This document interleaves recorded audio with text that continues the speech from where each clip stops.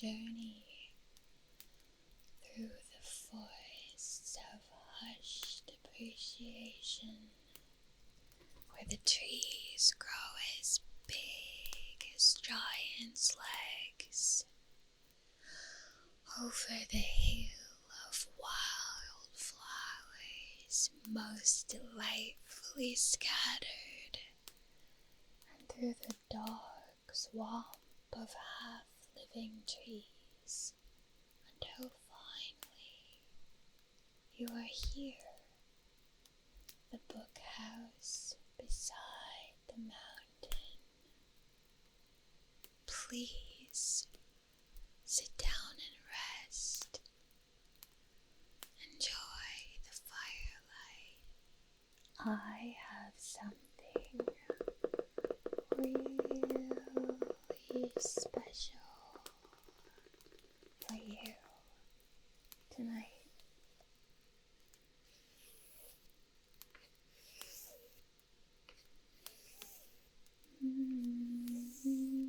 Let me see. Wow, if you've come this far, then you know the library holds secrets, ancient stories lost to time, whispered only to those that truly listen. But tonight, because we have only just met, let me see. Yes, this one will do.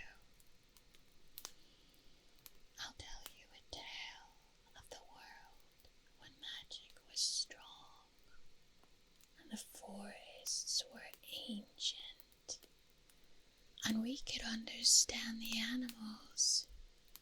A tale of mystery, adventure, and determination.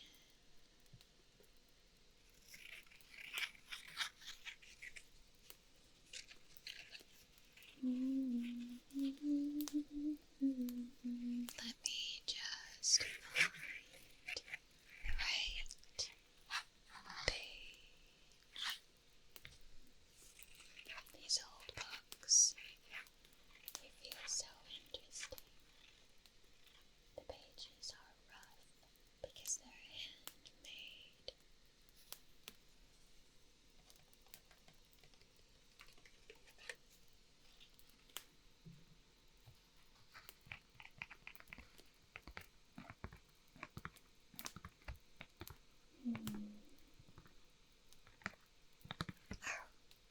I'm getting all distracted. Just a moment.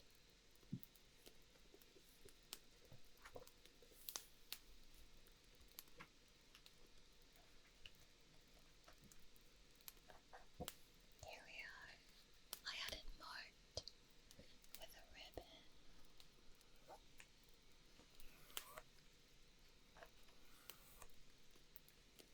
There was once a peasant who had a son, one of a proper age. His father apprenticed to a trade. Do you know this tale?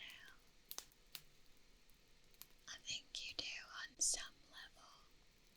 On some level, everyone knows all the fairy tales, but they can still surprise us. This one is called The Magician's Pupil, and I'll hold up the pages for you to see.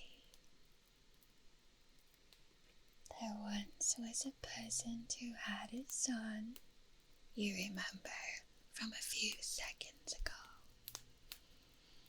whom when of the proper age his father apprenticed to a trade. But the boy, who had no inclination for work, always ran home again to his parents. At this his father was much troubled, not knowing what course to pursue. One day he entered a church, where after repeating the Lord's Prayer, he said, "To what trade shall I apprentice my son? He runs away from every placement." The clerk, who had happened at that moment to be standing beside the altar, hearing the peasant utter these words, called out in answer, "Teach him witchcraft. Teach him witchcraft." The peasant, who did not see the clerk, thought it was our Lord and Savior who gave him this advice, and determined upon following it.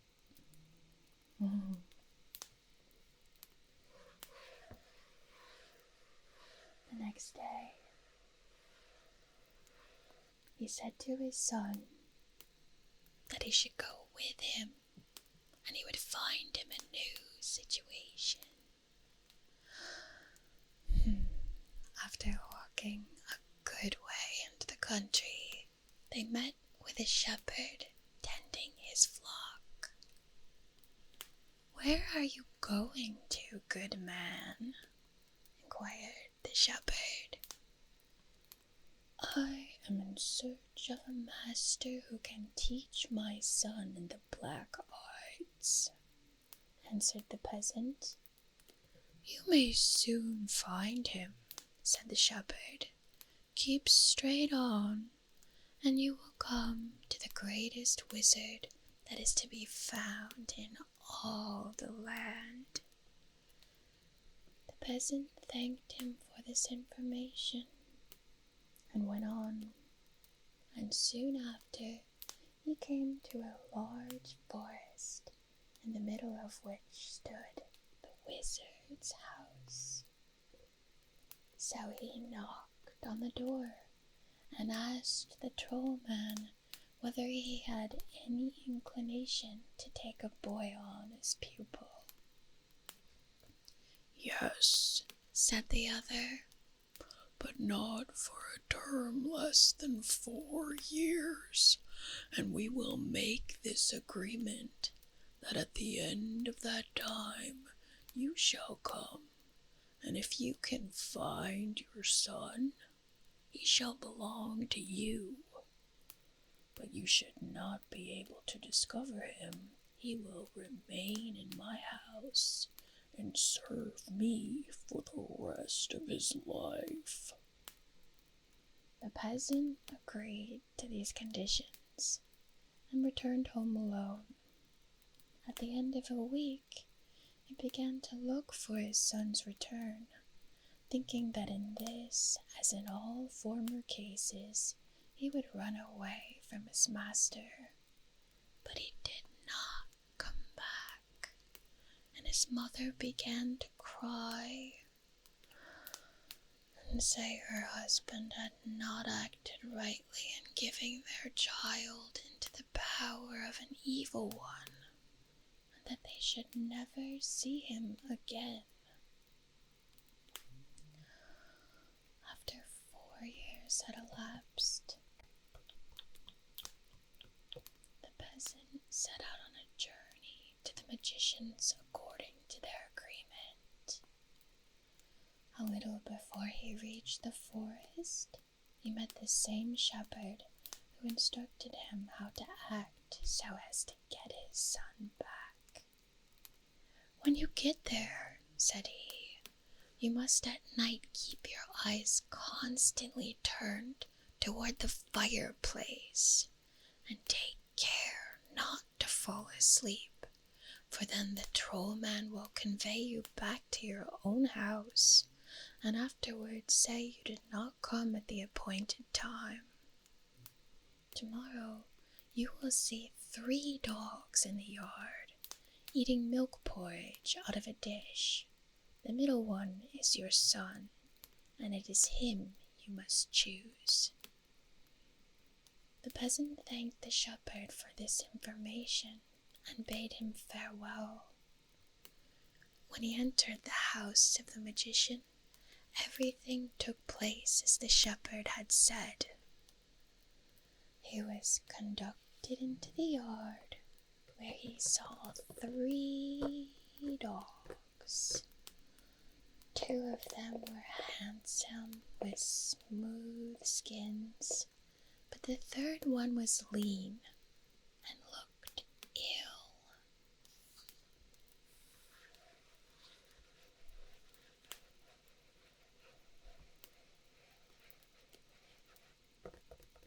When the peasant patted the dogs, the 2 handsome ones growled at him.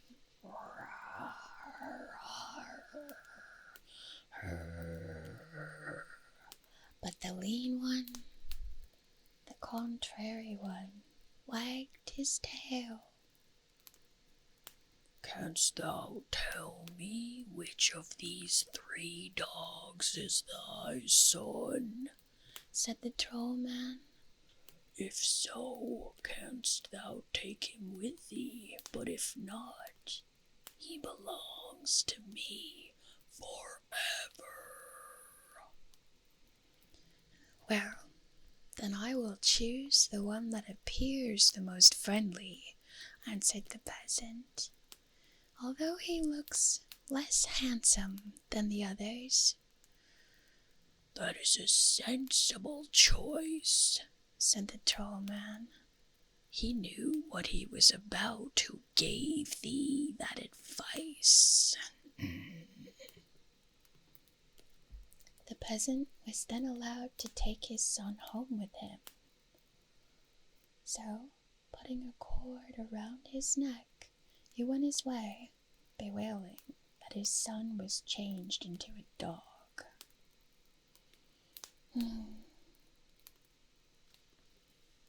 "Oh, why are you bewailing so?" asked the shepherd as he came out of the forest. "It appears to me that you have not been so unlucky." When he got a little way, the dog said to him, "Now you shall see that my learning has been of some use to me.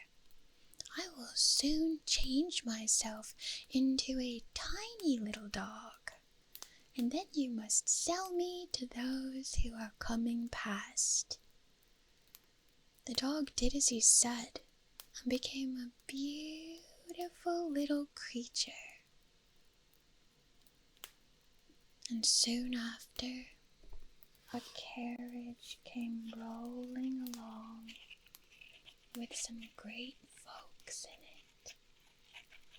When they saw the beautiful little doggie that ran playing along the road and heard that it was for sale, they bought it of the peasant for a considerable sum.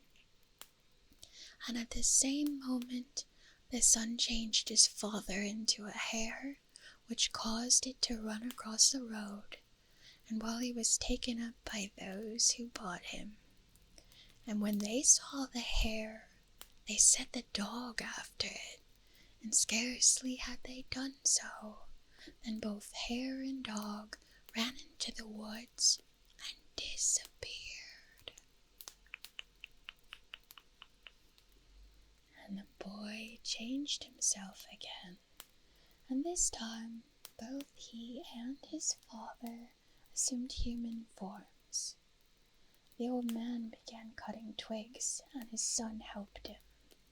And when the people in the carriage missed the little dog, they got out to seek after it, and asked the old man and his son if they'd seen anything at all. The boy directed them further into the wood, and he and his father returned home and lived well on the money they had received from selling the little dog. When all the money was spent, both father and son resolved upon going out again in search of more adventures. "Now I will turn myself into a boar," said the youth, "and you must put a cord round my leg and take me to Wholeson's market for sale. But remember to throw the cord over my right ear at the moment you sell me, and then I shall be home again as soon as you. The peasant did as his son directed him, and went to market, but he set so high a price on the boar that no one would buy it, so he continued standing in the market till the afternoon was far advanced. At length there came an old man who bought the boar of him. There was no other man but the magician. He had come in disguise because he was angry that the father had got back his son, had never ceased seeking from them from the time they had first left his house. And when the peasant had sold his boar, he threw the cord over its right ear as the lad had told him, and in the same moment the animal vanished, and when he reached his own door again, his son was sitting at the table. They're like super con men. Now they lived a pleasant, merry life until again all the money was spent, and then again they set out on fresh adventures. This time the son changed himself into a bull, first reminding his father to throw the rope over his right ear as soon as he was sold. At the market, he met again with the same old man, and soon came to an agreement about the price of the bull.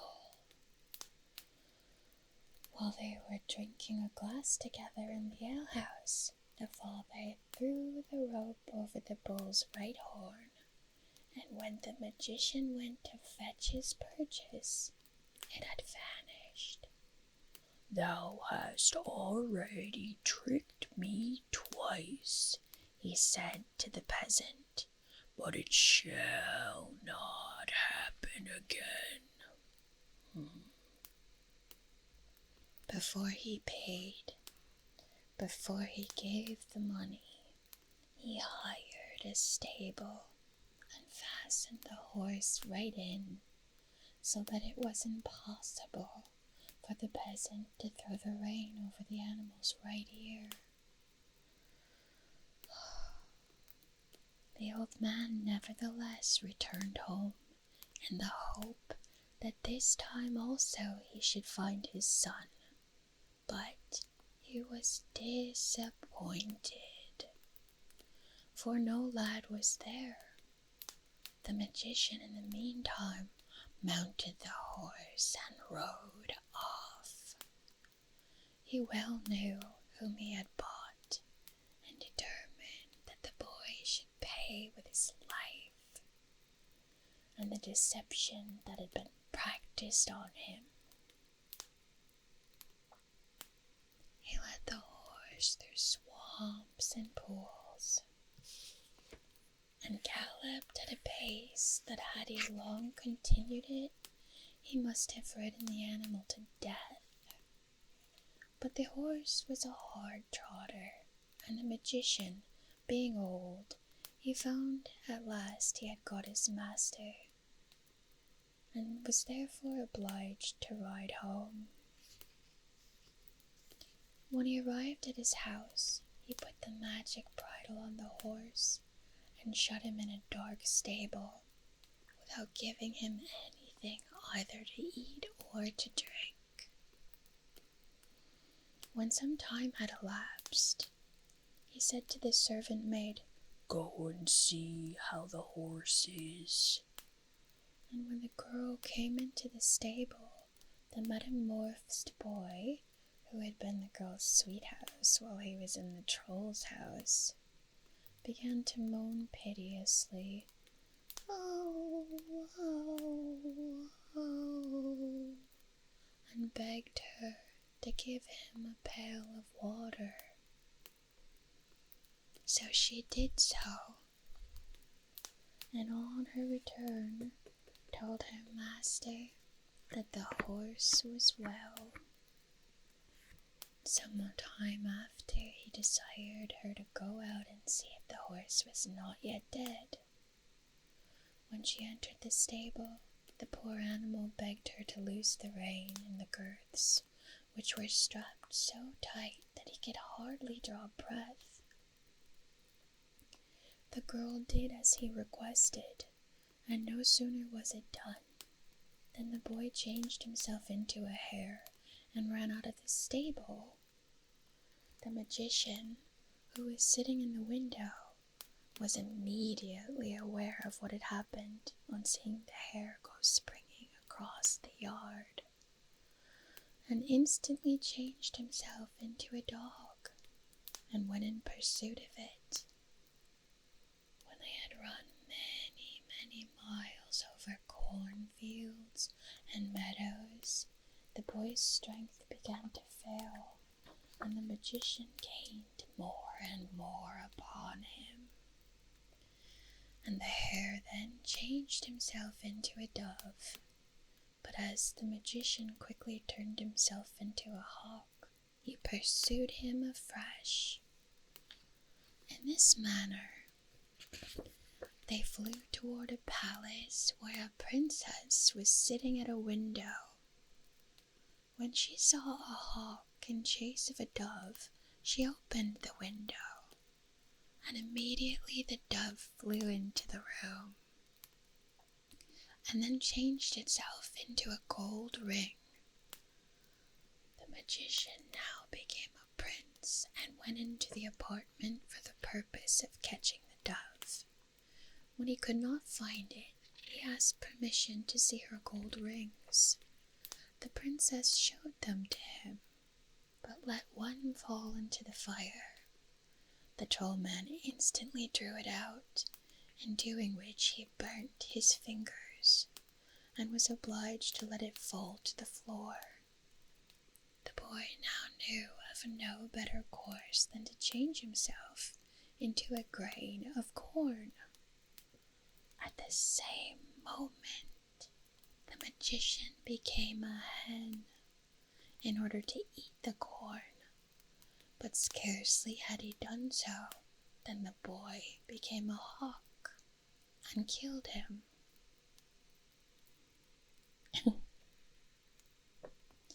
He then went to the forest, fetched all the magician's gold and silver, and from that day lived in wealth and happiness with his parents. That's a pretty decent story, but I'm interested in what happened to the serving girl that actually saved him. Maybe I'll tell that story next time.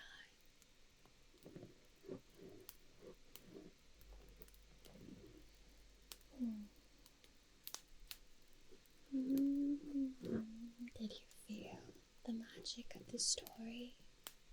Being able to shift from one thing to another with just a thought, and then using it to outwit the entire world, to provide for yourself in a not entirely ethical way.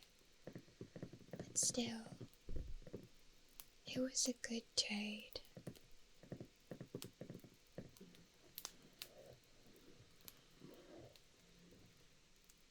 Close your eyes if you wish.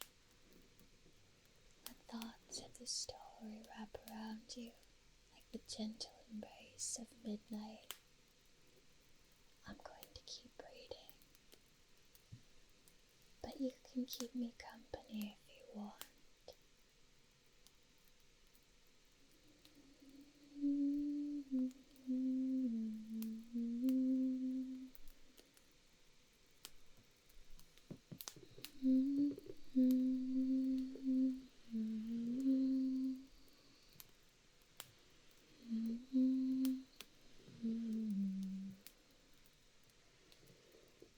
Interesting.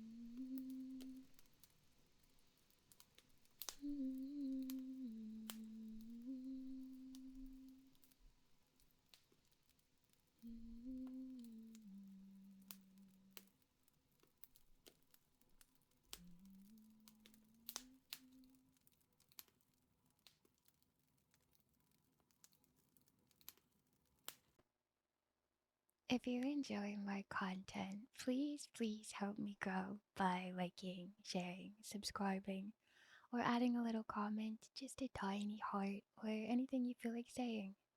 Thank you so much. Have a happy rest of your day.